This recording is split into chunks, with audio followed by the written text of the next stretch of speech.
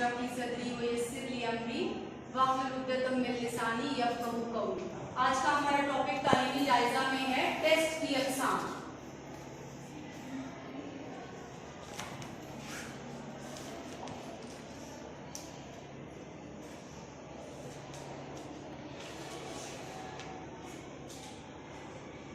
सबसे पहले ये जानना जरूरी है कि टेस्ट क्या है। हमने कल भी इसके ऊपर बात की थी। टेस्ट से मुराद वो टूल है जो तालीमी तहसील का जायजा लेता है, उसकी पैमाइश करता है। तालीमी तहसील से मुराद क्या है? जो आपने सीख लिया, जो आप सीख चुके हैं। हम ये देखते हैं किसी भी टेस्ट के जरिए कि आपने जो मकासद तालीम बनाए गए थे उनको किस हद तक अचीव किया है, आपकी जो तहसील इल्म है वो कितनी हो चुकी है, ताल्लुम कहाँ तक बखूबी पजीर हो चुका है। और इन तमाम चीज़ों को मुय्यर करने के लिए, इनकी पैमाइश करने के लिए हम जिस टूल का इस्तेमाल करते हैं उसे हम टेस्ट कहते हैं। अब हमारे पास टेस्ट की मेनली 3 अक़साम हैं। सबसे पहले है ज़बानी टेस्ट, आपका दूसरा है अमली टेस्ट और आपका तीसरा है तहरीरी टेस्ट। तो हमारे पास टेस्ट की 3 अक़साम हैं। सबसे पहली टेस्ट की किस्म है ज़बानी टेस्ट, दूसरी है अमली टेस्ट और तीसरी है तहरीरी टेस्ट। ज़बानी टेस्ट से क्या मुराद है? वो टेस्ट जो हम कमरा जमात में बच्चों से सवालात करके पूछते हैं, उनसे हम कोई क्विज़ ले रहे होते हैं, यानी आप ज़बानी बच्चों से सवालों के जवाब पूछ रहे होते हैं। चाहे वो आप MCQs की शक्ल में बनाएं, कोई शॉर्ट क्वेश्चन आप उनसे पूछ लें, आप स्टूडेंट से कहें कि वो एक टॉपिक दें और यहाँ पे उसको बुला लें और कहें कि प्रेजेंटेशन दो इस टॉपिक के बारे में। अगर आपको कहा जाए कि आज हमने जो पूरा लेसन पढ़ा है इसको आप कल एक पैराग्राफ में समराइज करें खड़े होकर, तो ये तमाम शक्लें क्या है? ज़बानी टेस्ट की हैं। और ज़बानी टेस्ट जब हम आपसे लेते हैं तो उसमें कुछ अच्छाइयाँ भी हैं और उसकी कुछ खामियाँ भी हैं। जैसे अगर हम ज़बानी टेस्ट आपसे ले रहे होते हैं तो वो बच्चे जो कॉन्फिडेंट नहीं होते वो ज़बानी टेस्ट में कामयाब नहीं होते। हमारे कमरे जमात में ज़्यादातर बच्चे ऐसे हैं कि जो शाय होते हैं, जो खड़े होकर जवाब नहीं दे पाते। ये नहीं कि उन्होंने पढ़ा नहीं होता, उनका कॉन्फिडेंस लेवल इतना लो होता है कि जब वो खड़े होते हैं तो उन्हें भूल जाता है। आप भी देखते होंगे कि आपकी क्लास में जब कहा जाता है कि आप सबक सुनाएं, आप खड़े होते हैं, आपको अच्छी तरह सबक याद है लेकिन आप उसको भूल जाते हैं, तो वो कॉन्फिडेंस की कमी की वजह से होता है। इसी तरह वो बच्चे जिनके जो खुद से जुमला नहीं मुकम्मल कर सकते या जिनके पास ज़ख़ीरा अल्फाज की कमी है वो भी ज़बानी टेस्ट में मोस्टली नाकाम हो जाते हैं। और ऐसे बच्चे जिनको टाइम बाउंड हम कर देते हैं, हम कहते हैं कि अब आप खड़े हैं, आप 2 मिनट में आप मुझे जवाब देंगे, लेकिन जब आप लिख रहे हैं तो आपके पास इनफ टाइम है कि आप अपनी पहले सोच को मुनज़्ज़म करें, अल्फाज को सोचें, फिर आप जुमला बनाएं, फिर आप लिखें। लेकिन खड़े होकर सुनाने में आपको इतना वक्त मैसर नहीं होता। ताहम इसका ज़बानी टेस्ट का फ़ायदा ये है कि नंबर 1 आप चीटिंग नहीं कर सकते, राइट। आपने खड़े होकर अपना ही जवाब देना है जो भी आपने देना है, तो हम ज़्यादा आसानी से ये मुय्यर कर लेते हैं कि क्या इस बच्चे को ये वाला कॉन्सेप्ट समझ आया है या नहीं आया। अच्छा, दूसरी चीज़, क्या ये बच्चा उस कॉन्सेप्ट को अपने अल्फाज में ढाल सकता है या नहीं ढाल सकता, ठीक है। तीसरी चीज़ हम ये देखते हैं कि इस बच्चे का कॉन्फिडेंस कितना है, कॉन्फिडेंस लेवल क्या है। तो ज़ुबानी टेस्ट के कुछ फायदे और नुकसान दोनों हमने डिस्कस कर लिया। अगला हमारा टेस्ट है अमली टेस्ट। अमली टेस्ट क्या होता है? प्रैक्टिकल। कोई चीज़, जैसे मैंने आपको मिसाल के तौर पे लेसन प्लान बनाना सिखाया, अब मैं आपसे कहूँ कि इसको प्रैक्टिकली बना के लाएं, ठीक है। वो जो आप बना के लाए हैं वो भी मैं चेक कर रही हूँ, चेक हुआ नहीं सबका, तो अमली टेस्ट है। अगर आपको, जैसे मिसाल के तौर पे मैं आज आपको टेस्ट सिखा रही हूँ, मैं आपको MCQs बनाने का तरीका सिखाऊँ और नेक्स्ट डे मैं आपसे कहूँ कि आप MCQs एक टॉपिक दूँ और मैं कहूँ इसमें से MCQs बनाकर लाएं उसी तरीके से जिस तरह मैंने आपको बताए हैं। तो अमली टेस्ट बेटे सबसे अच्छा टेस्ट होता है इसलिए कि वो आपको तख्लीकियत की तरफ ले जाए, ठीक है। आप ज़ुबानी टेस्ट में आप एज इट इज चीज़ों को रटा लगाकर सुना देते हैं। अमली टेस्ट में आपको अपनी जो तख्लीक है, जो अपना एक अंदाज है, उसके ज़रिए आप सामने आते हैं और बहुत सारे बच्चे तख्लीकी कामों में बहुत अच्छी कारकर्दगी का मुज़ाहिरा करते हैं। आपको याद है कि हमने BA पार्ट 1 में एक तख्लीकी काम किया था जिसमें आपको मैंने टॉपिक्स देकर कहा था कि अब आपने इसके ऊपर जो डेमोन्स्ट्रेशन है वो करनी है चार्ट्स में। तो बहुत सारे बच्चों को खुद भी नहीं पता था कि वो कितना बेहतर कॉन्सेप्ट उस ऊपर चार्ट पेपर के ऊपर डिस्प्ले कर सकते हैं। इसी तरह से बहुत सारे स्टूडेंट ऐसे होते हैं जिनको ये मालूम नहीं होता कि उनके अंदर कौन कौन सी क्वालिटीज़ हैं। जब आप उनको प्रैक्टिकल काम में लेकर जाते हैं, अमली काम में लेकर जाते हैं और वहाँ पे आप उनको मेजर कर रहे होते हैं तो वो ज़्यादा बेहतर कारकर्दगी का मुजाहरा करते हैं। यहाँ पर भी कुछ शाय बच्चे प्रॉब्लम का शिकार होते हैं, लेकिन अगर आप मुसलसल बच्चों को ये अपॉर्चुनिटी देते रहें, आप हर थोड़े थोड़े वक्फे के बाद बच्चों से कुछ प्रैक्टिकल करवाते रहें, तो वो बच्चे भी आहिस्ता आहिस्ता कॉन्फिडेंट हो जाते हैं। इसमें सबसे ज़्यादा ज़रूरी है इनकरेजमेंट, मोटिवेशन बहुत ज़रूरी है। अगर आप बच्चों को उन्होंने एक प्रैक्टिकल वर्क किया और उनसे गलती हुई, आप वहीं पर उनको स्नैप कर देते हैं तो दोबारा प्रैक्टिकल काम नहीं करते। लेकिन अगर आपने बच्चों को उन्होंने प्रैक्टिकल काम किया, उसमें उन्होंने कोई बहुत बड़े ब्लंडर भी कर दिए तो आप उन्हें गाइड करते हैं, आप उनको साथ कोई अच्छी एग्जाम्पल दिखाते हैं कि ये काम इस तरह से किया जाता है, या आप दोबारा से उनको सिखाते हैं, मोटिवेट करते हैं, तो वो ज़्यादा बेहतर रिजल्ट देने लगते हैं। अमली जो हमारा टेस्ट है, इसमें बच्चों का इंटरेस्ट बहुत ज़्यादा डेवलप होता है, क्योंकि वो खुद अपने हाथ से काम कर रहे होते हैं तो उनका इंटरेस्ट ज़्यादा डेवलप होता है। और ज़बानी और तहरीरी टेस्ट में जो उनको एक झुंझलाहट होती है, एक उनके दिमाग के ऊपर एक स्ट्रेस होता है कि हमारा टेस्ट हो रहा है। बेसिकली जो नाम है ना टेस्ट, ये बहुत बड़ा स्ट्रेस है। मुझे भी अगर आज कोई कहे कि आज दोपहर में आपका टेस्ट है, तो मैं भी स्ट्रेस में चली जाऊँगी। ये हमारे यहाँ टेस्ट का जो नाम है वही एक खतरनाक किस्म का नाम है, या वही हमारे लिए टेंशन क्रिएट कर देता है। किसी को भी आप कहें कि आज आपका टेस्ट है या कल आपका टेस्ट होगा, तो सबसे पहले उसके जहन में एक बर्डन, एक बोझ महसूस होगा। मैं ये चाहती हूँ कि आप इस बोझ से बाहर निकलें। आप ये फील करें कि जो टेस्ट होता है वो सिर्फ और सिर्फ आपको जज करने का एक टूल है कि आपने कहाँ तक अपने मकासद को हासिल करना है।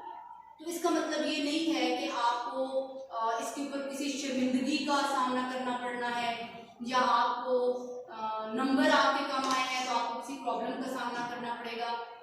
डायग्नोस्टिक टेस्ट है, बेसिकली डायग्नोज कर रहे हैं हम कि आपको प्रॉब्लम है कहाँ। अगर आप अपने टेस्ट को सही तरीके से अंजाम नहीं देते तो आप कभी भी अपनी खामियों को या अपनी कमजोरियों को सामने नहीं लाएंगे। ये बिल्कुल ऐसा है जैसे आपके जब एग्जाम हो रहा था तो मैंने आपको एग्जाम्पल दी थी कि अगर आज आप किसी को देखकर चीटिंग करके या कोई भी तरीका अख्तियार करके एग्जाम दे देते हैं तो हम डायग्नोज नहीं कर सकेंगे कि आपको क्या प्रॉब्लम है। ये लेबोरेटरी टेस्ट की तरह है। आपको कोई बीमारी है, आप डॉक्टर के पास गए, उसने आपको टेस्ट लिख कर दिए, ठीक है। वो टेस्ट क्या है? वो ये जानने की कोशिश है कि आपके अंदर प्रॉब्लम क्या हो रही है। अगर आप किसी और का टेस्ट रिजल्ट आप कहें कि नहीं मुझे तो नीडल चुभेगी तो मैंने टेस्ट नहीं करना, तो आप क्या करें, किसी और की रिपोर्ट लेकर डॉक्टर के पास चले जाएं अपना नाम लिखकर। जो आप चीटिंग करके पेपर करते हैं ना, ऊपर अपना नाम लिखते हैं, ये बिल्कुल उसी टेस्ट रिपोर्ट की तरह है कि किसी और की ब्लड टेस्ट रिपोर्ट है और आप अपना नाम लिख के उसके ऊपर लेके जा रहे हैं। अब डॉक्टर क्या करेगा, उस टेस्ट का रिजल्ट देख के आपको ट्रीटमेंट करेगा, तो आप ठीक हो सकेंगे? कभी भी नहीं हो सकते, क्योंकि आपकी बीमारी को उसने पकड़ी नहीं। जिस तरह आपकी जिस्मानी बीमारियां होती हैं और उनकी कुछ अलामात होती हैं और उनकी कुछ वजूहात होती हैं, बिल्कुल एग्जैक्टली ऐसे आपकी लर्निंग की भी बीमारियां होती हैं, लर्निंग के भी मसाइल होते हैं और उनकी अलामात हमारे सामने होती हैं। हम उन अलामात को तशखीस के जरिए वजूहात की तरफ जाना चाहते हैं कि क्या वजह है कि बच्चा नहीं लर्न कर पा रहा। और ये जो टेस्ट है, अगर आप इसका रिजल्ट हमारे सामने क्लियर आने दें, अपना टेस्ट का रिजल्ट आने दें, तो हम आपके लर्निंग के मसाइल हल कर सकते हैं। अगर आपका हमारे सामने एक आपकी पिक्चर ही नहीं आई, आपका डायग्नोसिस ही नहीं आया, हम तशखीस ही नहीं कर पाए कि किस बच्चे का क्या मसला है, तो हम उसको कभी भी दुरुस्त डायरेक्शन में हल नहीं कर सकते। तो टेस्ट से कभी खौफजदा ना हुआ करें। टेस्ट इज अ ब्लेसिंग, ये एक नेमत है। क्यों नेमत है? क्योंकि ये हमारे अंदर की कमजोरियां, खामियां, ये हमारे अंदर की जो कमियां हैं वो सामने लेकर आता है। और फिर टीचर और स्टूडेंट का ये काम है कि वो उन कमजोरियों के ऊपर प्रैक्टिकली काम करें। उनके ऊपर अगर काउंसलिंग चाहिए तो काउंसलिंग करे, अगर दोबारा से किसी चीज़ को पढ़ाना दरकार है तो वो करे, अगर एनवायरनमेंट में कोई तब्दीली चाहिए तो वो करे, अगर उसे लगता है कि मेरा और मेरे स्टूडेंट का रिलेशनशिप पॉजिटिव नहीं था इसलिए लर्निंग नहीं हुई, तो उस रिलेशनशिप को पॉजिटिव करें। अगर उसे लगता है कि मैं बहुत मुश्किल तरीके से पढ़ाती हूँ तो अपना तरीका तदरीस चेंज। हर लिहाज से फिर स्टूडेंट और टीचर को इसमें मेहनत करनी होती है। अगर हमें ये लगने लगता है कि हम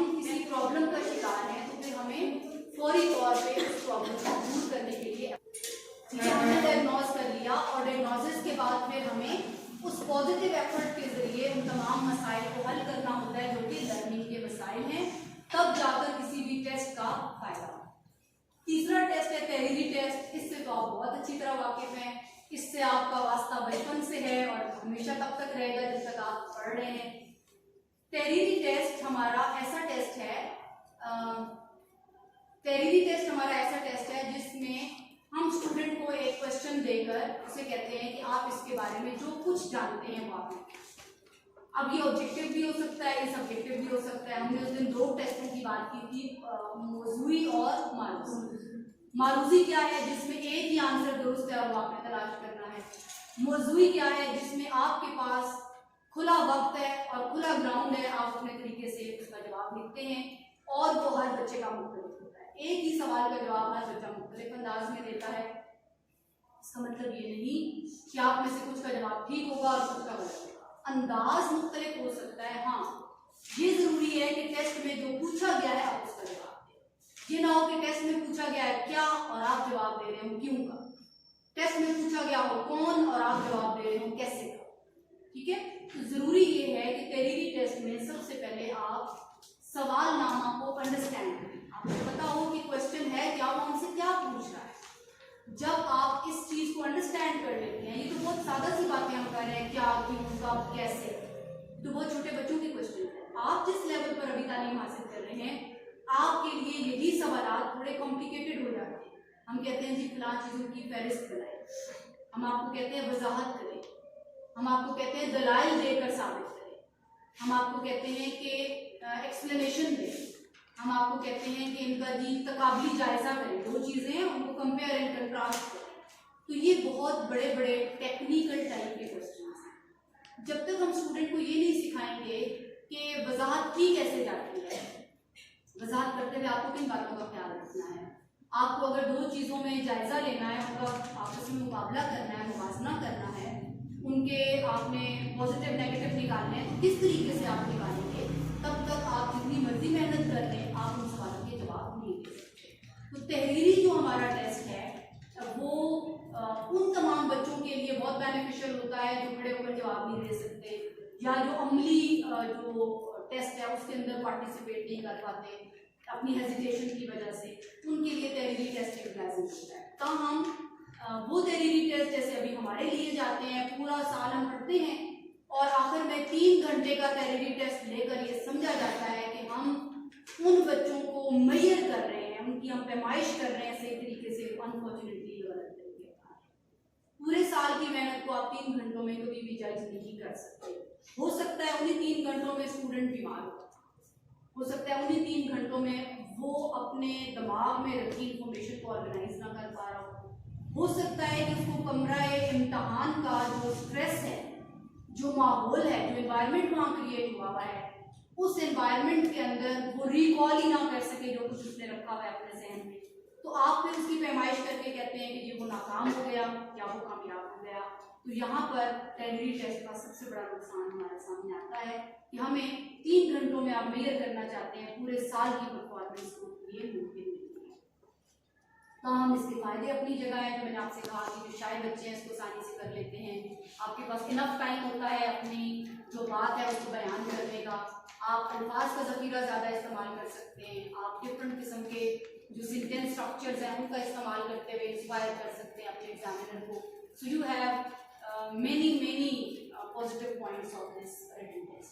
ठीक है जी, ये तीनों चीजें समझ आ गई। अब आगे चलते हैं। तो आगे जो टेस्ट की तहरीरी टेस्ट की 2 किस्में इन्होंने बयान की हैं, वो हैं जो हम पहले भी कर चुके हैं, मारूजी और मौजूई। ठीक है जी, आपका जो तहरीरी इम्तहान है या तहरीरी टेस्ट है उसकी 2 किस्में हैं, एक है मारूजी, एक है मौजूई। इसकी ऊपर हम काफी बात कर चुके हैं कि मारूजी क्या चीज है और मौजूई क्या चीज है। मारूजी टेस्ट में किस किस तरह के टेस्ट हो सकते हैं, मारूजी में कौन कौन सी चीजें आती हैं, लाइक आपके एमसीक्यूज आते हैं, ठीक है, आपकी फिल इन द ब्लैंक्स आती हैं, ठीक हो गया, आपके मैच द कॉलम्स इसमें आते हैं, और क्या यस ट्रू फॉल्स इसमें आते हैं। इस तरह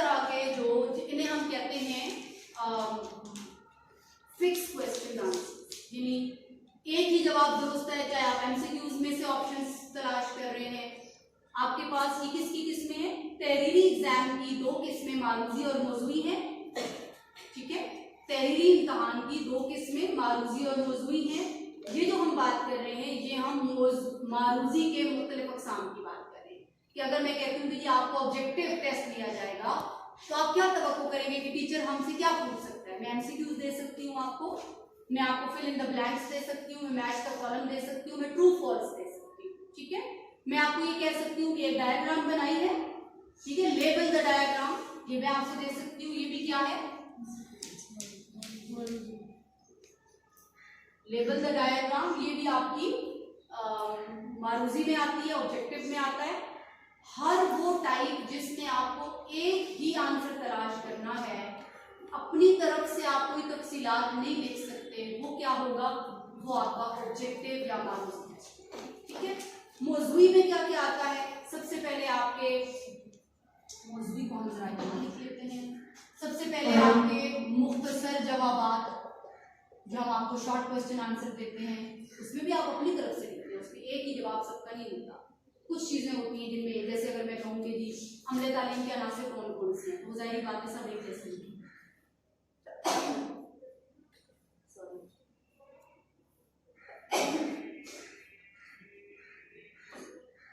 अच्छा, मुख्तसर जवाबात में अगर कोई किसी चीज की लिस्ट बनानी है, प्रोसीजर लिखना है, तो फिर तो वो एक जैसे होंगे। लेकिन अगर आपको मैं कहती हूँ कि ताल्लुम से क्या मुराद है, हर कोई डिफरेंट डेफिनेशन लिखेगा। अगर मैं आपसे कहती हूँ कि निज़ाम तालीम की डेफिनेशन लिखे तो हर कोई डिफरेंट लिखेगा, तो इसलिए इनको हम मौजूद के अंदर डालते हैं। दूसरे हैं मुफस्सिल जवाबात, तफसीलन जवाबात, जो आपके लॉन्ग क्वेश्चन होते हैं वो भी इसके अंदर आते हैं। तीसरा है आपकी रिसर्च, जिसे हम उर्दू में मकाला कहते हैं। आपका जो थीसिस है, जो आप रिसर्च के बाद लिखते हैं, वो भी आपके लॉन्ग क्वेश्चंस में आता है। अब अगर बेटे इन दोनों की खूबियों और खामियों पे बात कर ली जाए कि ये मारूजी और मौजूई की खूबियां और खामियां क्या हैं, आज कर सकते हैं या कल करेंगे? कल कर लेते हैं, फेसेस बता रहे हैं, बस बहुत हो गया, इतना काफी है। ओके, आज आपने क्या सीखा? टेस्ट की 3 अक़साम हैं, पहली है ज़बानी, दूसरा अमली, तीसरा तहरीरी, ठीक है। तहरीरी जो आपका एग्जाम है उसकी आगे 2 टाइप्स हैं, एक है मारूजी और एक मौजूई। मारूजी यानी ऑब्जेक्टिव में हमारे पास MCQs, fill in the blanks, match the column, true false, label the diagram, इस तरह के क्वेश्चंस आते हैं। जबकि अगर हम मौजूई की बात करें तो इसमें short question answer, long question answer और आपका जो थीसिस वर्क है वो लॉन्ग इसमें आता है, ठीक हो गया। कल हम ये इंशाल्लाह देखेंगे कि इन मारूजी और मौजूई के क्या क्या फायदे और क्या क्या नुकसान। क्लियर हो गया यहाँ से?